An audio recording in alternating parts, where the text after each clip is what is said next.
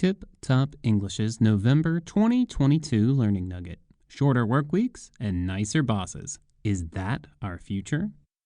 As we all know, the last few years have affected the way most office workers do their jobs. The biggest change is businesses accepting that many employees accomplish more and are generally happier when they have the option to work from home at least a few days a week. But more businesses making in-office time optional isn't the only shift some see on the horizon. In this month's Learning Nugget, find out why there are experts who think companies will start asking employees to work less each week without cutting their salary and valuing a very different sort of manager than in years past. The 4-day work week? As inflation rises, so are worker demands for more pay. However, both inflation and the higher interest rates that central banks are instituting to fight it mean many businesses can't afford mass pay raises for their employees. One way some experts think companies could satisfy employees while taking virtually no hit to their bottom lines is shortening the work week by 1 day. Various studies have shown that companies suffer no loss in productivity or profitability from employees having an extra day off each week.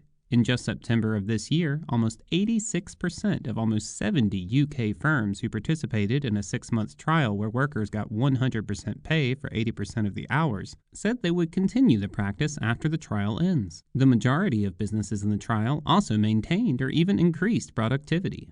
If this trial indicates a 4-day workweek's long-term effects on businesses, it means companies could give people a lot more time off in lieu of a raise and keep their profit margins the same as they are now.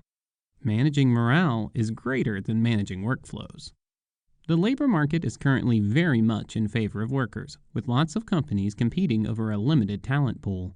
To make matters even trickier for employers, the rise of work from home means unhappy workers don't have to worry about the stress of moving as they think about whether to change jobs. These factors make it important for businesses to make sure everyone from the top down is helping create a pleasant work culture.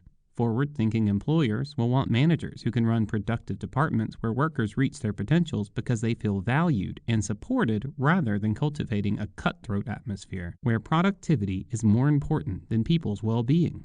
Similarly, employees who cause petty arguments and bring down general morale may face sharper reprimands than in the past. This is why experts predict successful companies will soon have more people in managerial positions who foster meaningful communication within their departments and connect and empathize with those they manage.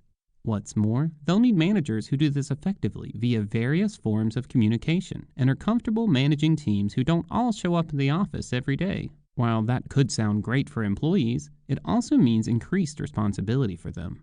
Rather than sitting quietly at a desk working off a checklist a manager assigns, workers are more likely to be given an end goal and asked to use their own creativity and ingenuity to reach it. Some will feel empowered by this, but others could feel a bit lost if they aren't told exactly what to do. No matter what category they fall in, team members will need to be able to clearly and effectively communicate their thoughts, needs, and accomplishments to make sure they receive the support and recognition they deserve from management. Up your communication game.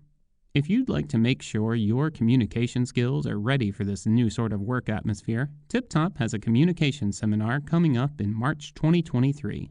Though the seminar will be focused specifically on English communication, you'll learn tactics and skills that will transfer to any language. Contact info@tiptopenglish.de for more information.